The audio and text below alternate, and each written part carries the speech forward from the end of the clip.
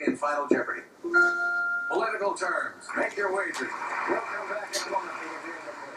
Maybe I'm just a little jaded at this point, but I'm always pleasantly surprised when a group of celebrities or power players or whatever you want to call them does really well on the show. Welcome to the Final Wager. I'm Keith Williams. Maybe I'm just too used to watching Celebrity Jeopardy on SNL or thinking about Wolf Blitzer's performance, because he certainly comes to mind when I think of terrible Jeopardy showings. Jonathan Franzen, John, 14,800. S.E. Cupp, 13-2, and Chuck Todd, 12-2. Very good game. I haven't had an opportunity to do any math for a long time, so I'm really excited about this. It's been at least 2 weeks. I didn't have anything really to do in the quarterfinals, and in every game last week, the third place player was locked out. So if 26-4, that's going to be 16. 116. So I see no reason for John not to wager that amount. Chuck and Essie are both too close. There is a $50,000 guarantee for the winner, so whoever wins is going to get that. There's also a minimum $10,000 guarantee for the runners-up. So if they make more than that, then they get to keep that, well, for their charities anyway. So I'm anticipating that both Chuck and Essie will go all in here, but I'll still do the math. Chuck doubles up. He's going to have 24-4, so Essie would have to wager 11-2. I didn't even do the downside here on John, so out of practice, I guess. If John gets it wrong, he's going to have 3,200, which is more than Essie would have. If they both miss, so I would have her wager everything. If Chuck wants to be savvy here, 11-6 on the downside, comes at 32 again, so at most 9,000. And maybe it's going to be a tough one, but something like political terms should be red meat for all these guys. Paying attention to the screen, because I don't know if the Leave commercial is going to show up tonight. It didn't show up the last 2 weeks, and caught me by surprise a couple times.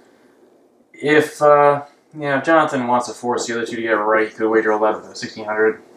I don't like that wager. Chuck, to cover a zero wager by Jonathan, would have to do 2,600, so double that, 5,200. Now we have our ranges. I'll be totally fine if Chuck wants to go for everything. I would go for 9,000 though. I think the risk-reward ratio is too strong to justify throwing away a chance at a $50,000 payday for an extra $3,200 if everyone gets it right, or if he and one other player gets it right and the other player goes to lock him out. So, Wheel of Fortune. All right, where are they this week? Philadelphia. Well, let's see if this is it. C7. It's a very close game. Right. There's a lot at stake. $50,000 to the charity represented by the winner today. Political terms is the category. Here is the clue, players. Officials called tribunes sat at Rome's Senate door, and if they didn't like what was going on, shouted this Latin word. 30 seconds. Good luck. Extra, extra?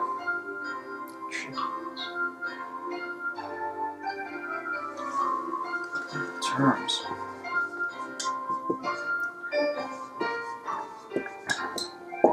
Start here. Way, that's what they shout in the Supreme Court.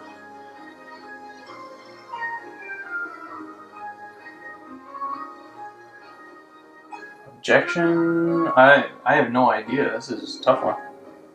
Chuck, we come to you first. This one caused you some concern. This is why, Didn't have it. for Chuck's sake, I'm hoping he left some in the bank.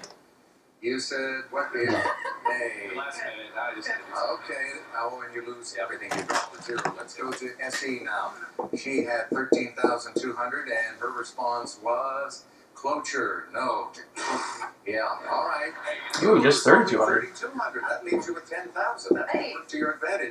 John, over to you now. You're in the lead, and you're shaking your head also because you wrote down what is non. The correct response, it's a word we're very familiar with here in America. What is veto?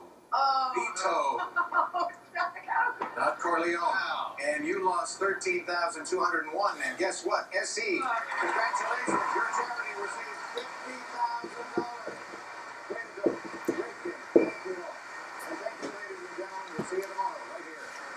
So that's a very interesting derivation. Well, sorry, I hate the word interesting. It doesn't mean anything. It just means I don't know what to say.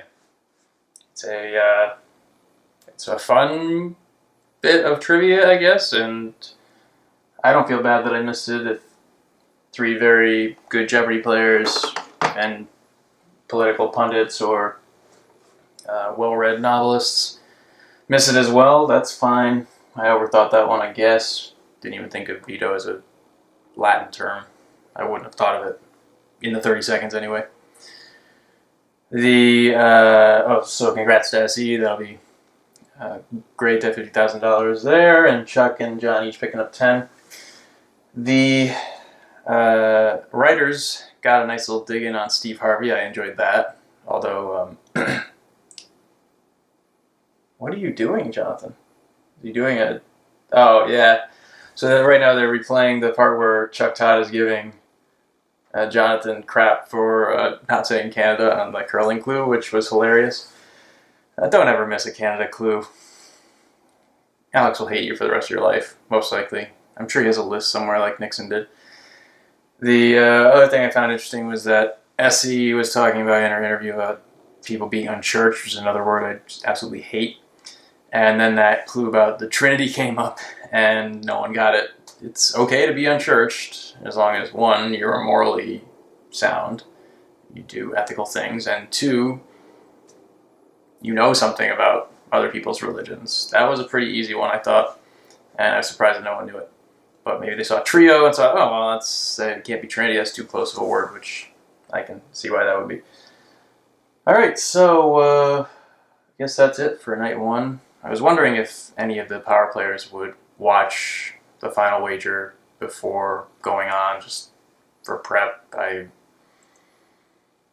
guess Jonathan didn't, because he did the typical, just add second place's score, which is not correct. Didn't really matter here, but SE, sometimes, if I knew she was thinking about this, I might give her credit for that. That covers the $15.99 wager on the downside for John, so maybe she was thinking about it, but she also ended up with 10,000 even, so that's makes me wonder. Who cares? She's got the money. Can't say anything bad about that. 3 more power players tomorrow. Hope you'll join me then, right here on the final wager.